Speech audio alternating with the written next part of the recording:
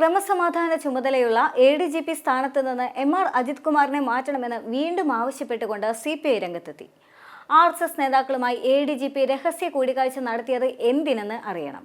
കൂടിക്കാഴ്ച ഔദ്യോഗികമായിരുന്നോ വ്യക്തിപരമായിരുന്നോ ഇത് പറയാനുള്ള ബാധ്യത ADGPക്ക് ഉണ്ടെന്നും ജനയുഗത്തിൽ എഴുതിയ ലേഖനത്തിൽ CPI നേതാവും ദേശീയ എക്സിക്യൂട്ടീവ് അംഗവുമായ പ്രകാശ് ബാബു ആവശ്യപ്പെടുന്നുണ്ട്.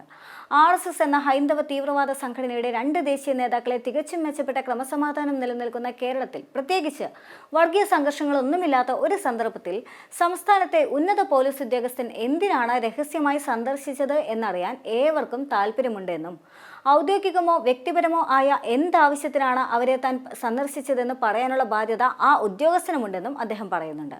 കുറഞ്ഞപക്ഷം പോലീസ് മേധാവിയെയോ ആഭ്യന്തര വകുപ്പിനെയോ രേഖാമൂലം അറിയിക്കേണ്ടതാണ്. അതിന് ഉദ്യോഗസ്ഥൻ തയ്യാറാകുന്നില്ല എങ്കിൽ നിലവിലെ ചുമതലയിൽ നിന്നും അദ്ദേഹത്തെ മാറ്റി നിർത്തണം. ഇപ്രകാരമാണ് അദ്ദേഹം ലേഖനത്തിൽ പറയുന്നത്. അനധികൃത സ്വത്ത് സമ്പാദനം, RSS നേതാക്കളുമായുള്ള കൂടിക്കാഴ്ച തുടങ്ങി നിരവധി ആരോപണങ്ങൾ ഉയർന്നിട്ടും അജിത് കുമാറിനെ സർക്കാർ സംരക്ഷിച്ചു നിർത്തുന്നതിൽ CPIക്ക് കടുത്ത അതൃപ്തിയുണ്ട്. ഇത് പലതവണ മുന്നണി യോഗത്തിലടക്കം CPI പരസ്യമാക്കുകയും ചെയ്തിരുന്നു. എന്നാൽ ADGP കൂടിക്കാഴ്ച വിഷയത്തിൽ നടപടി പ്രതീക്ഷിക്കുന്ന CPIയുടെ കാത്തിരിപ്പ് നീളാനാണ് സാധ്യത. കാരണം ADGPയെ മാറ്റി നിർത്തണമെന്ന് CPI ആവശ്യപ്പെട്ടപ്പോൾ അന്വേഷണം അവസാനിക്കുന്നതുവരെ കാത്തിരിക്കാനാണ് ഇടതുമുന്നണി യോഗത്തിൽ മുഖ്യമന്ത്രി പിണറായി വിജയൻ പറഞ്ഞത്. ഇത് അംഗീകരിച്ചുകൊണ്ട് പുറത്തുവന്ന CPI നേതാക്കൾ യോഗത്തിൽ പാർട്ടി നിലപാട് വ്യക്തമാക്കിയെന്നും മുഖ്യമന്ത്രിയുടെ വാക്കുകൾ മുഖവിലയ്ക്ക് എടുക്കുകയാണ് എന്നുമാണ് പറഞ്ഞത്. എന്നാൽ ADGP RSS കൂടിക്കാഴ്ച സംബന്ധിച്ച് ഇടതുമുന്നണി യോഗത്തിൽ മുഖ്യമന്ത്രി പ്രഖ്യാപിച്ച അന്വേഷണത്തിന്റെ ഉത്തരവ് ഇതുവരെ DGP S ദർവേഷ് സാഹിബിന് കൈമാറിയിട്ടില്ല. ഇക്കാര്യത്തിൽ CPIയുടെ നിരന്തരമായ ആവശ്യം മുഖ്യമന്ത്രി കാര്യമായി എടുത്തിട്ടില്ല എന്നാണ് വ്യക്തമാകുന്നതും. കൂടിക്കാഴ്ച സംബന്ധിച്ച് വിവാദം ഉയർന്നപ്പോഴെല്ലാം തന്നെ അന്വേഷണം വരെ കാത്തിരിക്കൂ എന്നാണ് CPM സംസ്ഥാന സെക്രട്ടറിയായ MV ഗോവിന്ദനും LDF കൺവീനറായ TP രാമകൃഷ്ണനും ആവർത്തിച്ച് പറഞ്ഞത്. എന്നാൽ CPI ഉൾപ്പെടെയുള്ള ഘടകകക്ഷികളുടെ കാത്തിരിപ്പ് നീളുമെന്നാണ് മുഖ്യമന്ത്രിയുടെ നിലപാട് വ്യക്തമാക്കുന്നത്. ദേശീയ നേതൃത്വം വരെ ഇടപെട്ട് റിപ്പോർട്ട് തേടിയ വിഷയത്തിൽ നടപടി നീളുന്നതിൽ കടുത്ത അതൃപ്തിയിലാണ് CPI ഉള്ളത്. കൂടിക്കാഴ്ച ഒരു തരത്തിലും അംഗീകരിക്കാൻ കഴിയുന്നില്ല എങ്കിലും ക്രമസമാധാന ചുമതലയിൽ നിന്ന് ADGPയെ മാറ്റി നിർത്തണമെന്നുമാണ് CPI ഉന്നയിച്ച ആവശ്യം. എന്നാൽ ഇത് മുഖവിലയ്ക്ക് എടുക്കാത്ത നിലപാടാണ് CPM നേതാക്കൾ സ്വീകരിക്കുന്നത്.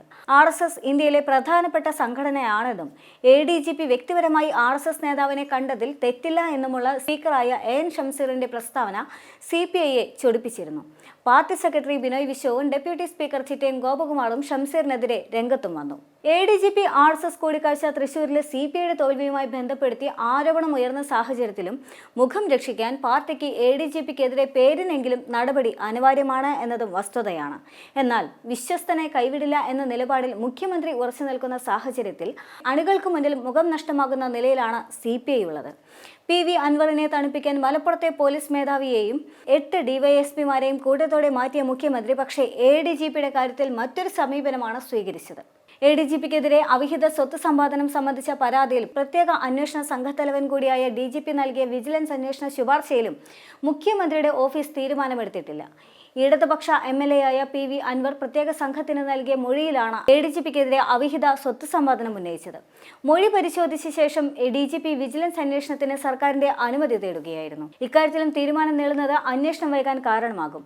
DGP വാക്കാൽ പറയുന്ന കാര്യങ്ങളിൽ ഒരു പരിധിക്കപ്പുറം അന്വേഷണ സംഘത്തിന് മുന്നോട്ട് പോകാൻ കഴിയില്ല എന്ന അവസ്ഥയാണുള്ളത്. RSS നിരോധിത സംഘടന അല്ലാത്തതിനാൽ ADGP RSS നേതാവിനെ കണ്ടതിൽ അന്വേഷണത്തിന് സംസ്ഥാന സർക്കാർ എങ്ങനെ ഔദ്യോഗികമായി ഉത്തരവിറക്കുമെന്ന ചോദ്യവും നിയമവിദഗ്ധർ ഉയർത്തുന്നുമുണ്ട്.